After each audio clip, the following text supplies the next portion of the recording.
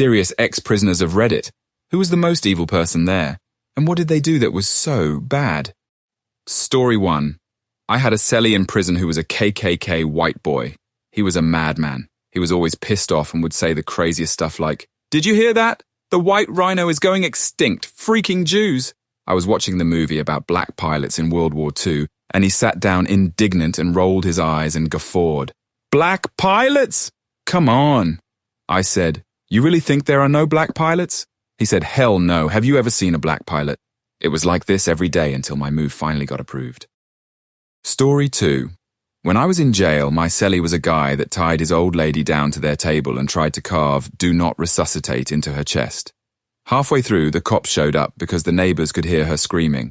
I tried as politely as I could to tell the captain that I don't mess around with woman beaters and asked for a block transfer. Thankfully, they put me on work release, which was awesome because I got to work in the kitchen and deliver food to the different blocks. No food hall meals were brought to you, and you never left your block except to go to the basketball CT or the library. Well, one day I'm serving food to one of the solitary cells, and as soon as the slot is opened, a drenching wet magazine gets thrown out. Turns out it's covered in piss, and the woman inside is the chick my previous cellie carved up. Turns out she stabbed her son with a syringe of her blood, and she was inside too. Some crazy stories all around, but that couple far and away were the craziest people I saw. Story 3. My friend's dad was a volunteer chaplain taking care of prisoners' religious needs at the county jail. He came into our criminal justice class to talk about working at a jail. He told us that the evilest people in jail are the ones that show no remorse for their actions. He saw the guy that killed the foreign exchange student that attended the University of Utah, and he told us that the guy didn't seem to care at all. He was calm about everything. Story 4. I wasn't an inmate, I was an officer, so my opinion might be disqualified. But at a facility I worked at, we were a level 5, which is maximum security. Lots of people had a life without parole, and just a bunch of different things happened. One guy was on a documentary because he traveled across several states and killed around 5 people in total. He was pissed because the documentary blamed him, but he always tried to say his father hitting him as a child made him kill these people. Then there's the old guy, who raped his young grandchildren, and was furious that he was sent to prison because they were his grandkids, so he could do whatever he wanted. He had also raped his children when they were growing up. Lots of sick things in a max security prison, and those would be nothing when compared to a federal supermax. Story 5. There was also this dude in his 40s. This was when I was at the county jail before being shipped off to state prison, who was a janitor at an elementary school. He was weird with a giant Star of David tattoo on his back and blonde highlights in his longish bowl-cut black hair. He sodomized 2 girls, 9 and 11, with a broom handle. I think his charge was sodomy with a foreign object.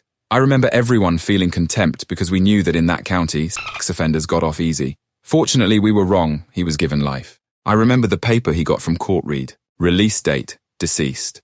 There was another Como who raped his 3-year-old daughter, and when his wife caught him, she freaked out and called the police. He ran from the cops in a car and drove off a cliffside.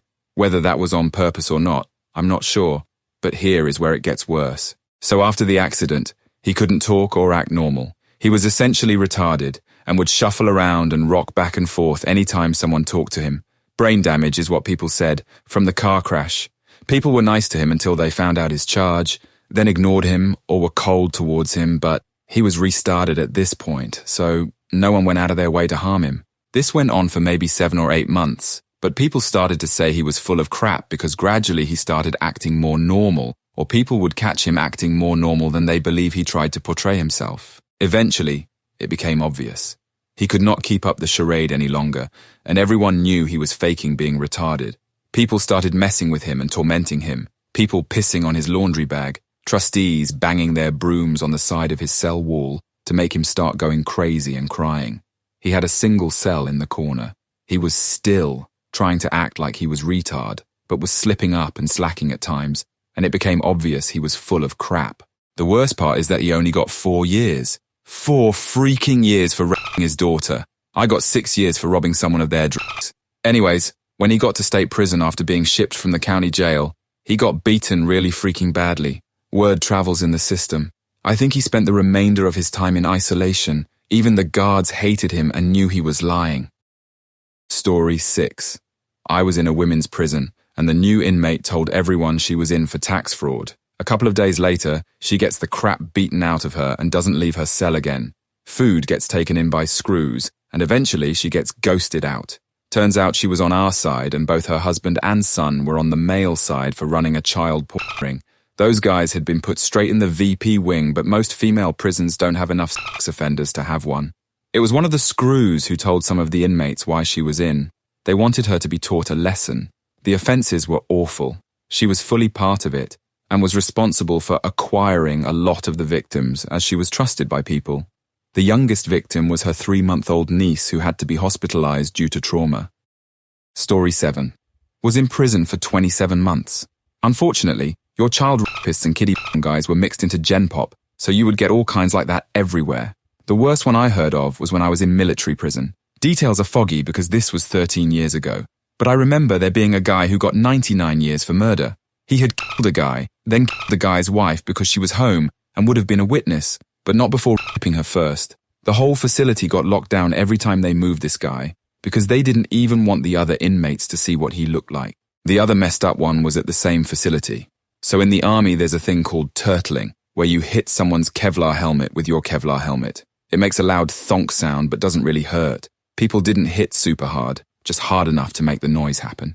This guy turtling a girl when she wasn't wearing a Kevlar helmet. She ended up dying while the guy was still awaiting his trial, and he went full on cuckoo bananas. Story 8.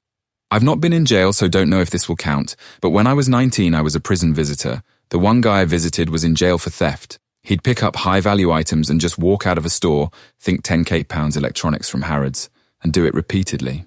I asked him why he did it so much, as he was not much older than me and had been in and out of jail since he was about 15. His answer, he was attracted to young children and wanted to make sure he could never act on those feelings. His doctor told him, he told me anyway, that it wasn't an issue because my friend told his doctor he would never act on those feelings and never got him any help he'd asked for. Now, I can guess what a lot of you are thinking. Yeah, right. But he told me about his own childhood, and every word was verified later on. Both his parents had been sexually abusing him for as long as he could remember, passed him around their disgusting friends to use as they wanted along with other children at parties, etc. Just over a year of visiting him, and he hung himself because he was going to be released and didn't want to be outside in case he did abuse some other child, and left a message saying he wanted to be sure he'd never hurt anyone the way he was. I miss him still and was proud of him, and to call him my friend.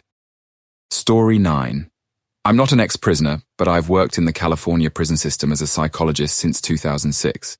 3 guys, all sex offenders, came to mind. One guy abducted a disabled woman and held her captive for about a week, during which he repeatedly injected her with meth and sodomized her.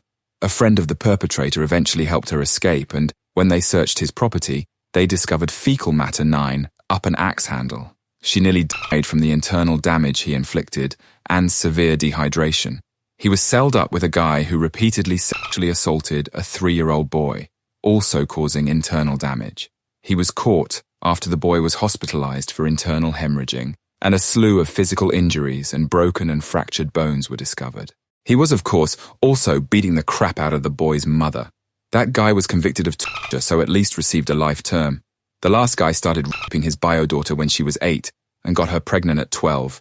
He took her for an abortion. He got her pregnant again when she was 14 and didn't take her in for an abortion until she was almost 6 months along. I guess the late term caught the attention of the clinic and resulted in his eventual conviction. They used some of the aborted fetal cells to prove paternity. I don't support the death penalty, but I could be talked into an exception for these 3. They were also so scummy, manipulative, and predatory in prison, just the kind that makes your skin crawl. Aren't you glad you asked? Story 10. Was in Spofford Juvenile Detention Centre when I was 13, not a good age to be there at 4'9", 100 pounds, and I was one of 2 Caucasians in the entire place, so I mostly kept to myself. I did befriend a kid named Chris Whitehead, who showed up with a freshly healed scar about 15 to 20 inches long in the shape of a C on the side of his head. He didn't talk much, but he ended up telling me how it happened when I finally got the nerve to ask him. Told me his older brother jumped him into the crypts, and since he cried during he took a hot knife and burned it into his head for the disrespect. Then he had his little brother, the same age as me by the way, shoot the first person to cross the street in their neighbourhood, who ended up being a young, pregnant girl. How he only ended up at Spofford is beyond me, but it was disgusting to see such a nice kid end up there because of his older piece of a crap brother. I remember when he went to court, he was sure he'd be transferred, so he pissed all over his jumpsuit and stuffed it in the radiator, causing all of us in the semi-violent block to be moved upstairs with the actual violent criminals. I think the kid I'm referring to was only on mine because of his age. The staff members there gave everyone their permission to beat the living crap out of him when he came back, but he never did, because he got transferred, thankfully, because his brother ended up there too and was fully on board with the beatdown his brother was going to receive. Really glad they shut down that place because they were running drugs and a prostitution ring on the female side, and the treatment of the kids there was disgusting, to say the least. Story 11. I've been to the county a couple of times for multiple DUIs years and years ago. The longest stay was 4 days. I just arrived for my first time going to jail. Pretty frightening, not really knowing the process, where you were going, who you'd run into, etc. So my first stop was a holding tank awaiting transfer to a cell block with about 15 or so other guys. We all were just in there talking, nothing crazy at all, but the dude next to me seemed to be in and out of the system a lot, so he had stories to tell. Anyway, we watched 2 correctional officers walk with a handcuffed, light-skinned black dude, 6-foot built, green eyes. I'm not gay, but the dude looked like he should have been a model on the cover of GQ. The guy next to me that was telling stories stopped mid-story to recognize this guy. I had no idea, but the GQ guy was headed to court. The storyteller guy tells us the GQ guy was arrested for triple homicide. Lots and lots of time goes by as we're all waiting and waiting and waiting in this holding tank.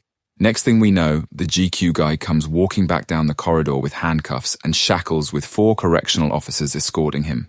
The storyteller guy looks over at him and puts his arms up as they ask what happened. "Death penalty!" he yelled. During my first couple of hours in jail, I witnessed a dead guy walking. Story 12. The child porn guy. He was seemingly normal, which I assumed meant it was drugged or something. That's why I was there. I became friends through playing chess with him, and he was pretty socially skilled and intelligent.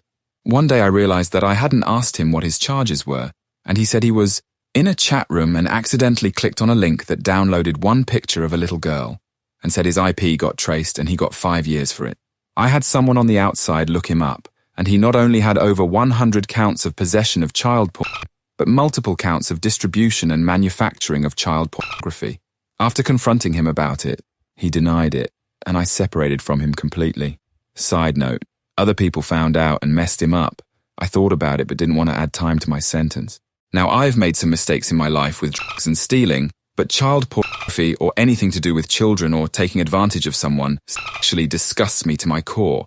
Not only is what he did evil, but thinking about how socially normal he seemed at first still makes me squirm today. Screw that guy and anyone who does what he does.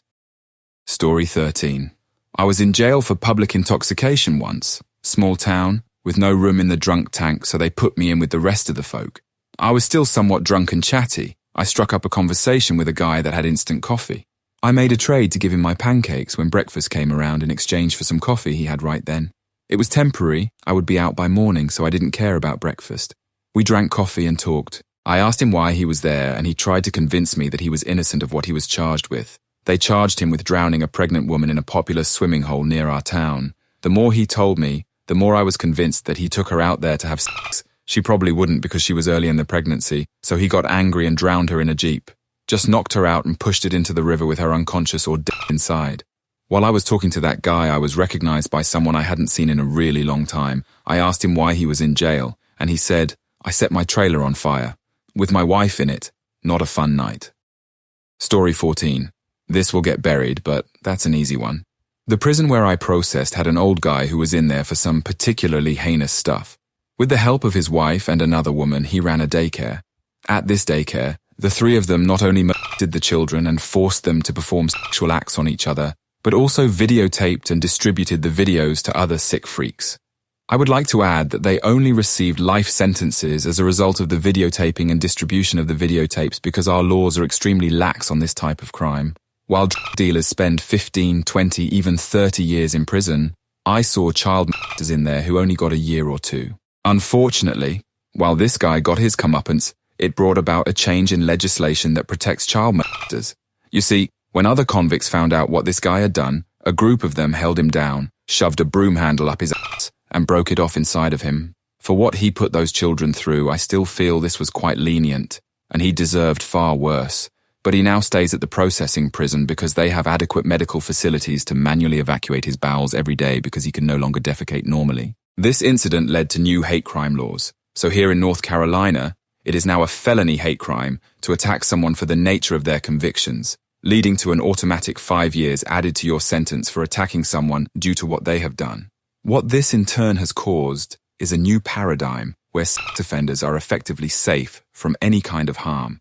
Because even if that had nothing to do with why someone beat them up, all they have to do is say the person attacked them because of their crime, and that person will automatically get another 5 years added to their sentence.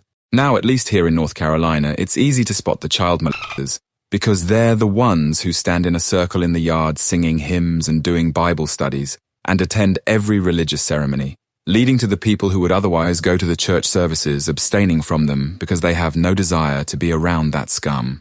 As for old Larry, the man who got sodomized by a broomstick, as well as all of those who committed similar crimes, they are safe, unfortunately. Story 15. Spent 6 years in prison for armed robbery, just got out 2 months ago. I think the evilest people are by far the worst, the child molesters. Some of the murderers are sociopaths and bad too, but a lot of people in there for murder were actually good people in bad situations, or just some crazy stuff went down so fast they didn't realize what happened till it was over. In some states, murder as self-defense does not count as a legal defense. Also, a lot of guys were there that had killed someone when they were young teenagers and got anywhere from 25 to 75 to hundreds of years. They were young and dumb and do regret the dumb decisions they made. Some of them never meant to kill anyone. The bottom line, nothing is black and white. There are genuinely good people in there doing life for murders. It is good for everyone. There are also some really sick people whose minds don't work like others, and are what you would call evil, I guess. Anyways, here's the worst. There was this child molester, we call them comos in prison, who was in his 50s. Overweight, disgusting, hypersexualized redneck bastard with creepy glasses. Also, like 90% of comos actually look the part. He was in there for continuously raping his children, ranging from ages 4 to 13. Daughters and sons both. In prison, he was always staring at other men and buying guys' stuff, and yes, there are young guys dumb enough to buy into his crap and end up getting raped, although they more or less let him do it. I knew one guy who was pretty normal but addicted to dope, and Bob, that's the Como's name, offered him drugs to let him hook up with him. Hypersexualized piece of crap. So the story goes that a couple of guys were out hunting and saw this creeper van and a little camp set up, and could hear crying coming from the van, and it was moving, so it was kind of suspicious to them, and they approached the van and opened it up, and there was Bob, raping his daughter while the other children cowered in a corner with blank stares. The men pulled him off and started to call the police, and this piece of crap started crying and shouting at them that, "They're my kids, I can do what I want with them." Obviously, they were disgusted and beat him up. One of them actually got charged with assault when the police got there because Bob pressed charges. The police had no choice. The worst part, well, not the worst part, but it makes you want to hurt him, is that this piece of crap acted like the friendliest neighbor you ever saw in prison. All smiles and going to church and preaching God's word to people. The whole while being a predator on young white men in there, having sex as often as he could. Every time I caught him staring at me, I'd feel disgusted and mean, mug the hell out of him. Before I knew who he was, he would always say hi to me, and I would think, who the hell is that? Why the hell is he always saying hello? I should also add that I'm young and half white, half Hispanic. I was 19 when I went in, 25 when I got out 2 months ago. One day, I got sick of it and told him he didn't know me and to stop trying to greet me. I could tell he was in chemo but wasn't sure. Then one of my friends told me the story, and guys from his county had the newspapers to back it up. People used to beat the hell out of him, but he found a nice pod full of homos and sex offenders and went to church a lot. That's how he avoided the beatings mostly. Piece of crap. Also, he was very handy. Every person he ever talked to would put his hands on any chance he got. He was in my pod for a week and I was at the microwave and he touched my back between my shoulders to ask who was behind me. That's when I angrily told him not to freaking touch me and you don't know me and also stop trying to talk to me. I don't like him. Sick creep. After that, every time I looked at him I felt rage and contempt, and I'm really not a hateful person. I don't hate anybody, but that's how it was for everyone. I think almost anyone who was there would answer this post with this piece of crap Bob the Como. Freaking disgusting.